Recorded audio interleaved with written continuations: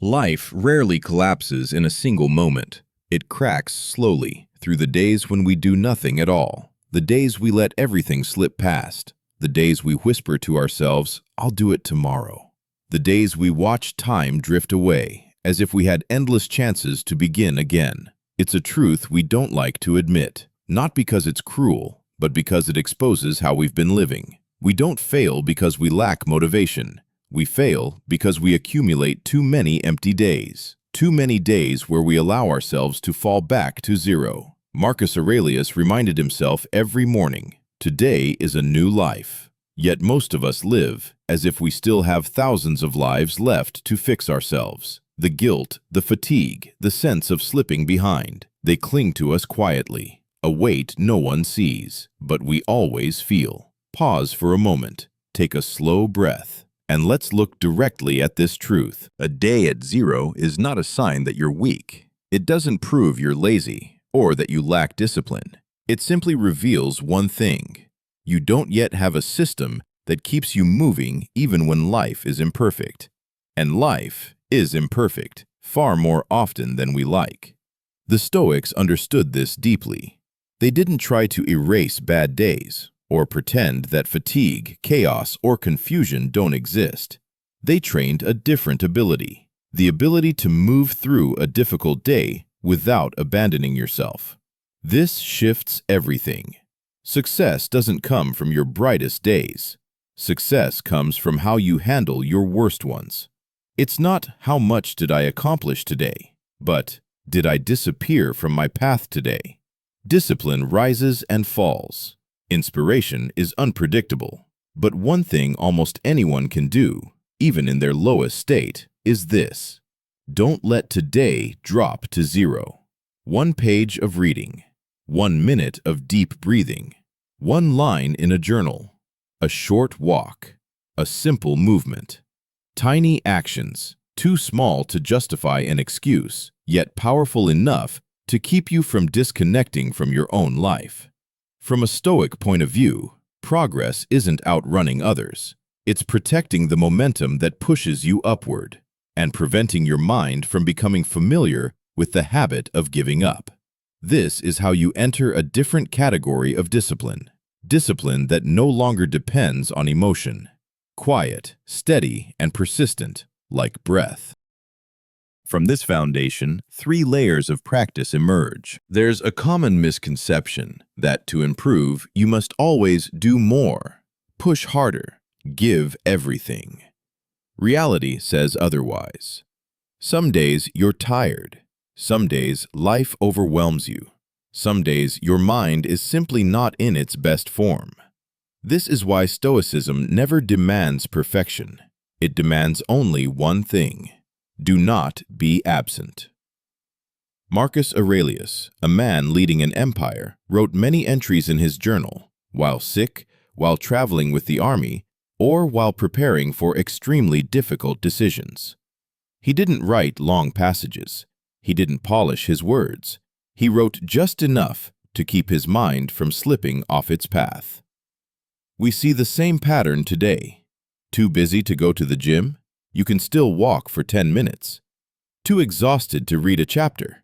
You can still read a few pages.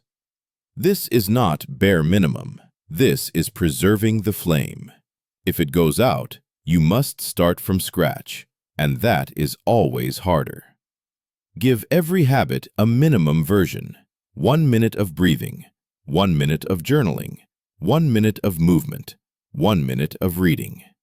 A single brick each day still builds a wall far better than laying nothing for weeks. You can begin right now.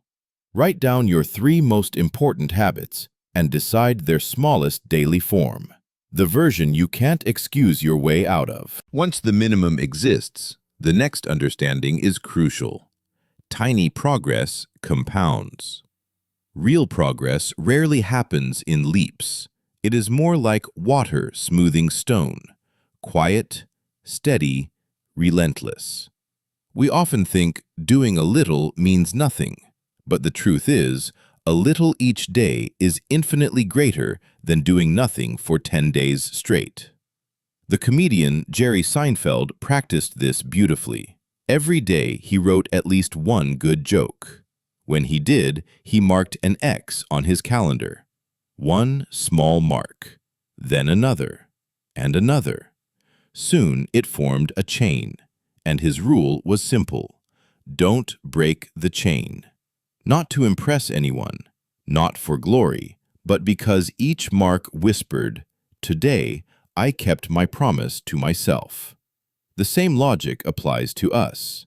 5 minutes of language practice each day sounds tiny, but after a year, you will have more than 100 hours, enough to change your skill and your future. Use a simple calendar. Each day you complete your minimum habit, place a mark on it. At first, it's just ink. But as the marks grow, you'll find yourself protecting the chain, not out of pressure, but because you begin to recognize the kind of person you're becoming. Someone reliable, someone consistent. Hang a calendar today. Do one small action. Make the first mark. Time and repetition will take care of the rest. If the first two parts are about action, this part goes deeper, into identity. Habits are not only what you do, they are reflections of who you believe you are. If you think, "I should read," you'll read when convenient. If you believe, "I am a reader," you'll read every day, even just a few pages. Epictetus, born a slave, could not control his status, but he could control his character. He chose to live as a rational, thoughtful human being. He wrote, reflected, examined his emotions, and strengthened his mind daily. Not to prove anything to others, but because that is how someone like him would live. Identity makes habits natural. Effortful discipline becomes effortless consistency. To connect identity with action, ask yourself one simple question each day. If I were the strongest version of myself, would I let today fall to zero? This isn't a command. It's a reminder, a gentle mirror held in front of you. Then, write one short statement that defines the person you want to be. I am someone who moves forward every day. Or, I am someone who doesn't abandon myself. When identity becomes clear, habits stop feeling like battles. They become the way you live. For a long time, I lived in cycles of intense effort followed by long stretches of collapse. Working hard for a few days, then disappearing for weeks. The empty days terrified me. One night, I stared at a dusty notebook. I opened it. The last entry was from nearly 2 weeks earlier, full of ambitious goals, grand plans, but nothing had followed. I didn't have the strength to begin again, but I knew closing the notebook would only continue the cycle. So I chose the smallest possible action, one single sentence. Today, I will not let myself drop to zero. Just one line. Yet it felt like a small click deep inside, as if a gear had finally aligned. The next day, I wrote 2 lines. Another day, a short paragraph. Some days, only one sentence again. But the long stretches of emptiness never returned. I became someone who touched his habits every day, even if the touch was small. Looking back, I realized, true change doesn't come from big promises, but from that quiet moment when you choose not to quit, even with the smallest effort you can offer. That single sentence pulled me out of disorder and brought me back to myself. It taught me a deeply Stoic truth.